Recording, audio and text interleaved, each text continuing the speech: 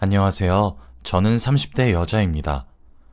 저는 얼마 전에 겪었던 일에 대해 아직도 충격이 가시지 않는 상태에서 쓰는 글입니다.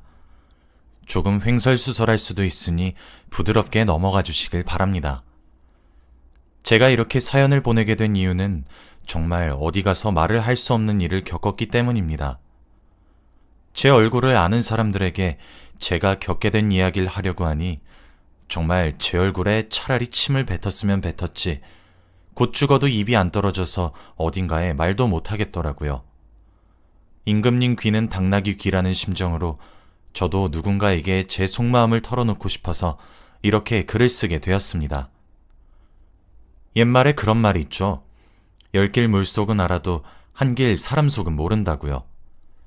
제가 진심으로 믿었던 사람이 절 배신하는 일은 생각보다 굉장히 충격적인 일로 다가옵니다. 이번에 제가 겪은 일로 인해 저뿐만 아니라 저희 부모님의 마음도 찢어졌고 상대방의 부모님도 마찬가지였어요. 이 모든 일은 두 사람이 가져다 준 충격이자 가장 큰 변화와 다름이 없었죠. 결론적으로 이야기를 하자면 저는 지금 남편과 이혼 소송을 통해서 겨우 이혼에 성공했습니다. 지금부터 그 이야기의 내막을 적어보겠습니다. 호칭은 편의상 남편으로 할게요. 때는 지금으로부터 3년 전이었습니다. 결혼 정년기인 저와 남편은 어른들의 소개로 선을 보게 되었고 조건도 비슷하고 성격도 크게 다르지 않아 결혼을 전제로 만남을 가지기로 했습니다. 비록 시작은 인위적인 만남이었을지 모르나 그 후 저의 마음은 깊어져만 갔습니다. 아니, 생각해보면 그 사람도 깊어졌던 것인지 모르겠네요. 아무튼 저는 만남의 기간이 길어질수록 남편을 진심으로 사랑했습니다. 남편은 저와 크게 다르지 않은 가치관과 도덕관념이 좋았고 무엇보다 술과 담배를 하지 않는 모습이 좋았습니다. 함께 웃고 우는 그런 유머 포인트와 감동 포인트도 비슷해서 감정선도 저와 많이 닮은 사람이었어요. 저와 크게 차이가 나지 않는 벌이의 수준과 양가 모두 부모님들께서 노후 준비가 되어 있다는 점도 좋았어요. 그렇게 처음엔 모든 조건을 재고 따지며 만나기에 적당한 사람이라고만 생각했었고 저도 결혼을 앞둘 정도의 나이였기 때문에 적당한 사람과의 결혼만 생각하고 있었어요. 그 모든 조건에 부합한 남편은 제게 신랑감이라는 존재로 다가왔어요.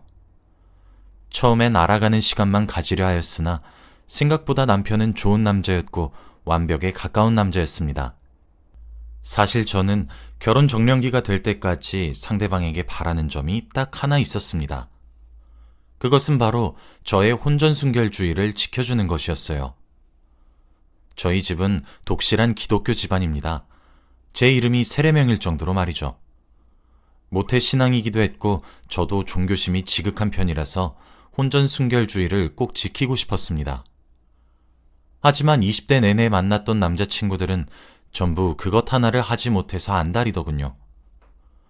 물론 저도 직접 고백을 받거나 하면 제 가치관을 미리 알렸습니다. 그게 예의라고 생각했죠. 그런데 남자들은 그게 말로만 그러는 것이라고 자기 마음대로 착각을 해서 혼자서 나가려고 하고 그러더군요.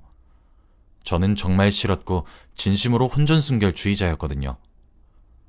미리 밝혔음에도 불구하고 제가 만났던 남자들은 제가 비싸게 군다는 등 유지비가 많이 든다는 등 정말 다시 생각해도 치욕스러운 발언을 쏟아냈고 그걸 하지 않으려면 음담패설이라도 해주길 바랬습니다.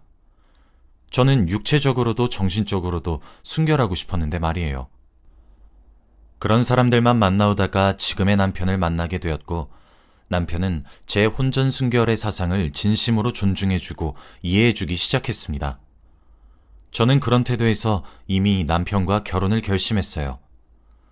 제가 먼저 다가가기 전에는 제게 손도 쉽게 잡지 않고 붙지도 않는 그러는 사람이어서 뭔가 더욱 믿음직스럽게 느껴졌고 제가 생각해오던 혼전순결의 사상을 항상 이해받지 못하고 배척만 받다가 그런 배려를 받게 되다 보니까 이 남자라면 더욱 놓칠 수 없다는 생각이 들기도 했고요. 그렇게 저희는 선으로 만난 사이치고는 꽤나 오랜 시간을 연애하며 서로를 알아갔고 결혼까지 하게 되었습니다. 그런데 결혼을 하기 전 남편이 제게 한 가지 상의를 하고 싶다고 하더군요. 제가 무엇이냐고 물어보니 남편은 아이를 가지고 싶지 않다고 했습니다. 쉽게 말하자면 딩크족으로 우리끼리 살고 싶단 이야기였습니다. 제게 혼전순결이라는 가치관이 이미 정해져 있듯이 아이를 가지고 싶지 않다는 것도 저는 하나의 가치관으로 이해돼야 된다는 생각이 들었고, 제 사상이 이해받았기 때문에 남편의 사상도 이해해주고 존중을 해주고 싶었습니다.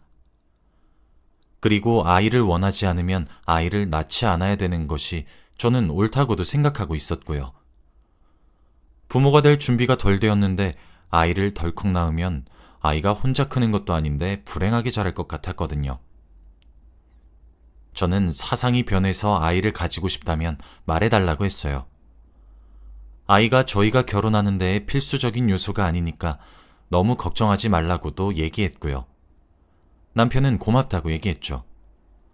그렇게 우리는 따뜻한 5월에 식을 올렸고 결혼을 했습니다.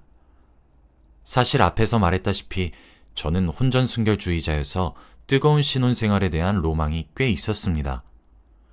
그런데 결혼 이후에도 남편은 제게 손가락 하나 대지 않았어요.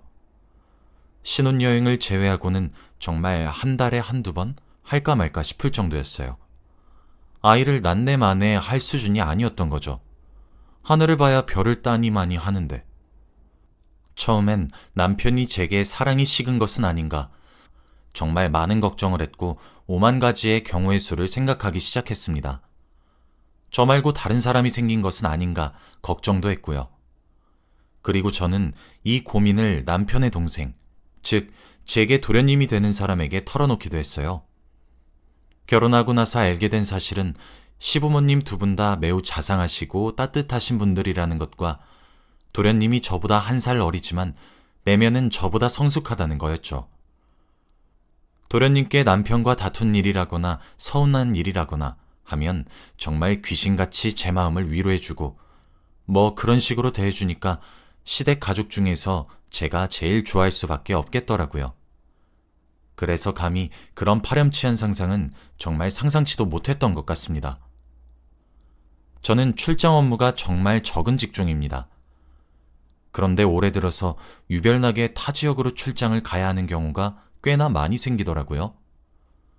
결혼한 지 얼마 안 된 신혼에게 이런 출장 업무 맡겨서 미안하다는 팀장님의 말을 들으며 속으로는 입을 삐죽거렸지만 겉으로는 괜찮다며 우스갯소리를 내며 넘어가곤 했어요.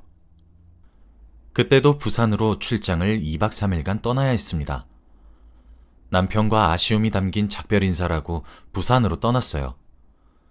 그런데 저희가 섭외한 업체와 제가 일하고 있는 회사에서 서로 의사소통에 문제가 생겼던 거였고 2박 3일로 잡았던 출장은 당일치기로 변경되고 말았습니다.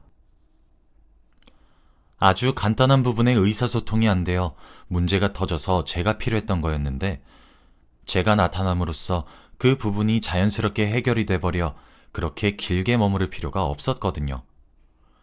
회사에서는 이왕 이렇게 된 거 그동안 신혼인데 방해해서 미안하다고 하시며 2박 3일 동안 출장 간 것으로 해놓을 테니 바로 집으로 가서 이틀 쉬어도 된다고 얘기해 주었죠. 정말 뛸 듯이 기뻤고 남편에게 바로 알려주려고 했습니다.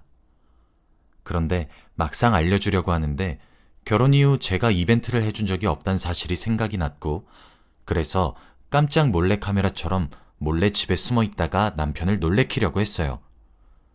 그렇게 저는 룰루랄라 콧노래를 부르며 집으로 돌아가서 쉬었습니다. 남편의 퇴근 시간이 점차 다가오길래 저는 어디에 숨어서 놀래키지? 하면서 기분 좋은 상상을 하고 있었습니다.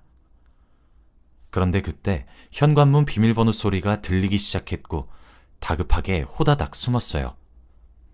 숨고 나서 보니 어쩌다 저희가 사용하는 부부 침실의 붙박이장 안에 들어왔더라고요. 남편이 방에 들어와서 옷을 갈아입을 때 왁 하며 놀래켜야지 하며 킬킬대고 있었는데 들리는 목소리가 남편이 아니더라고요. 그 사람은 바로 도련님이었습니다. 형, 나 도착했어. 어디야? 언제 와? 하면서 제 남편과 도련님이 전화를 하는 것 같더라고요. 그래서 저는 에잇 하면서 그냥 나가버릴까 하다가 이왕 놀래킬 거 도련님이랑 남편이랑 동시에 놀래켜야지 하며 숨을 죽이고 있었어요. 콧노래를 부르며 남편을 기다리는 도련님이 참 귀여웠고 형제끼리 우애가 참 좋다 싶어 흐뭇했죠. 도련님은 거실에서, 저는 침실 속 붙박이장에 숨어 있었고 남편이 올 때까지 저는 붙박이장 속에서 휴대폰 게임이나 하고 있었어요. 한 30분 정도가 지났을까? 남편이 들어오는 소리가 들렸고 저는 놀래킬 준비를 했습니다. 화기애애하게 웃는 소리가 들렸고 저희 부부 침실의 문을 여는 인기척이 났어요. 저는 남편이 들어왔다고 확신했고 붙박이장 문을 박차고 나가 놀래키려고 몸을 일으킨 그때 들려서는 안 되는 묘하고 이상한 들리기 시작했고 저는 나가려던 몸이 굳었습니다. 근데 생각해보세요.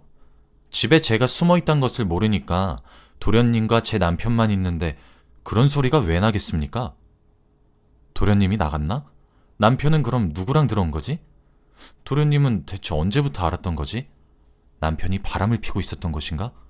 그렇다면 대체 언제? 누구와? 대체 왜?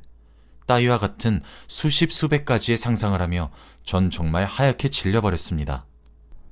하지만 제가 붙박이장에 숨어 있으면 숨어 있을수록 제게 들려오는 소리들은 점차 높아졌고 더 이상 가만히 들을 수 없는 지경에까지 이르게 되었어요. 저는 조용히 붙박이장에서 동영상 촬영 버튼을 눌렀고 그대로 문을 열고 방을 나갔습니다. 하지만 더는 촬영할 수가 없었습니다. 두 사람은 제가 정말 잘 알고 있는 두 사람이었거든요. 제 남편과 도련님이었어요. 끼익 하는 작은 인기척에 두 사람 모두 그곳에서 나온 저를 쳐다보았고 저는 하얗게 질렸고 두 사람 모두 기겁했죠. 하지만 저는 이미 볼 대로 전부 다 본 뒤였고 그냥 자리에 주저앉고 말았습니다. 인터넷에 올라오는 여러 가지의 사연들을 보면서 남편이 불륜을 저지른다면 이렇게 해야지 저렇게 해야지 상상을 참 많이도 했던 나였는데 정말 예상하기 힘든 순간을 실제로 마주하니 몸이 굳고 다리에 힘이 풀리더라고요. 도련님은 저와 마주치자마자 후다닥 옷을 챙겨 입고 신혼집을 나섰고 남편은 제게 다가오려고 하고 있었어요. 다가오지 말고 떨어지란 제 말에 안절부절 못하더니 이내 무릎을 꿇고 잘못을 빌기 시작하더군요. 정말 미안하다고 하면서 말이에요. 저는 동영상도 찍었겠다. 난 거리낄 것들 없다고, 어떻게 된 일이냐고 당장 해명하라고 남편을 노려보며 닥달했습니다. 남편의 대답은 정말 기가 찼습니다. 전 몰랐는데 남편은 재혼 가정이라고 합니다. 어쩐지 시아버지와 도련님, 그리고 시어머니와 제 남편, 이렇게는 절대 곧 죽어도 안 닮았다고 생각했고 그냥 한 사람만 빼다밖에 닮아서 그런가 보다 생각을 하고 말았어요. 그런데 시아버지도 시어머니도 각각 결혼해서 자녀를 낳으시고 이혼을 하시게 된 거였고 아이를 본인들이 직접 맡았답니다.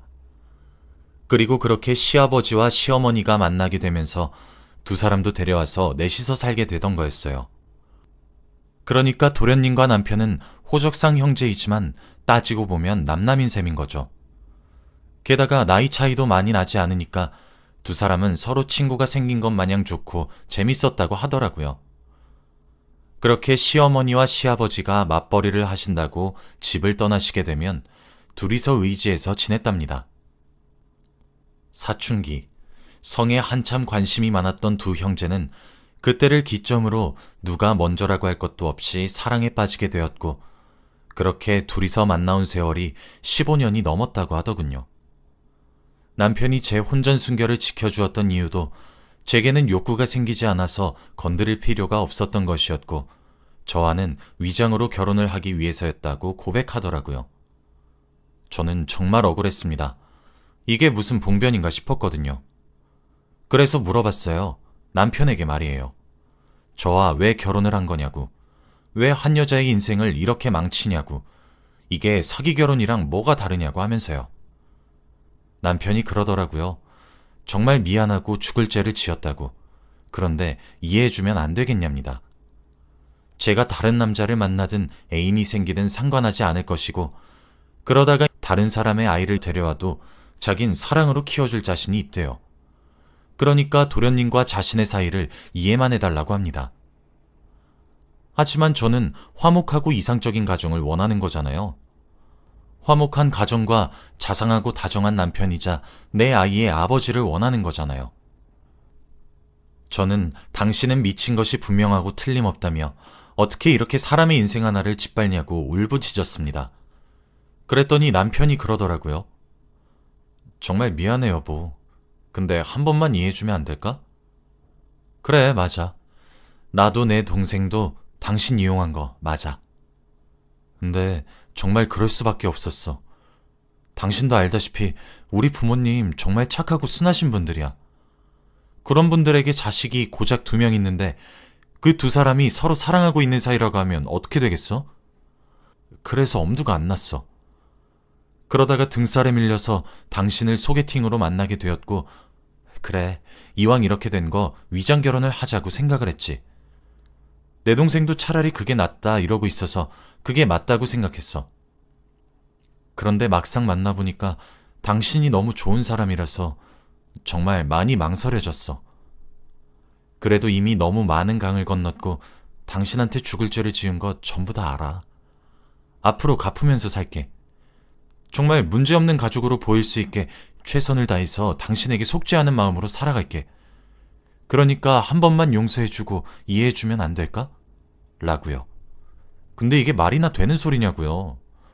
도련님도 실컷 도망가다가 이건 아니다 싶으셨는지 다시 집으로 돌아와 제게 무릎을 꿇으며 뭐든 다 해줄 테니까 부모님께 말만 하지 말라고 합니다. 솔직히 울고 싶은 사람도 저고 상처받은 사람도 저 아닌가요? 때려 죽어도 시원찮을 놈들이 제 바짓가랑이를 붙잡고 늘어뜨리는 모습을 보니까 정말 죽고 싶더라고요. 제 남편이 본인의 새어머니가 데려오신 동생과 사랑하는 사이인 게 어디 말이나 되는 일입니까? 돈도 원하는 대로 주고 다 제 마음대로 해줄 테니 부모님께 알리지만 말아달라고 하더군요. 하지만 전 그러지 않았습니다. 누구 좋으라고 그러나요? 저는 시댁에 이 사실을 알림과 동시에 이혼을 요구했습니다. 당연히 시어머니는 뒷목을 잡고 쓰러졌고 시아버지도 뭐 더하면 더했지 절대 덜하지는 않았습니다. 시댁이 그렇게 되었는데 저희 친정은 어땠겠습니까? 더하면 더했지 절대 덜하지는 않았어요.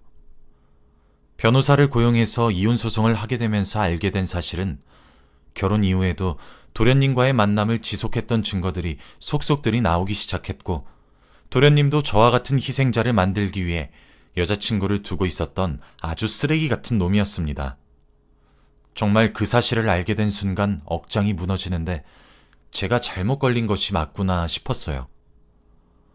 얼굴도 모르지만 그 여자는 또 무슨 죄가 있어서 저처럼 이런 일을 당해야 하나요?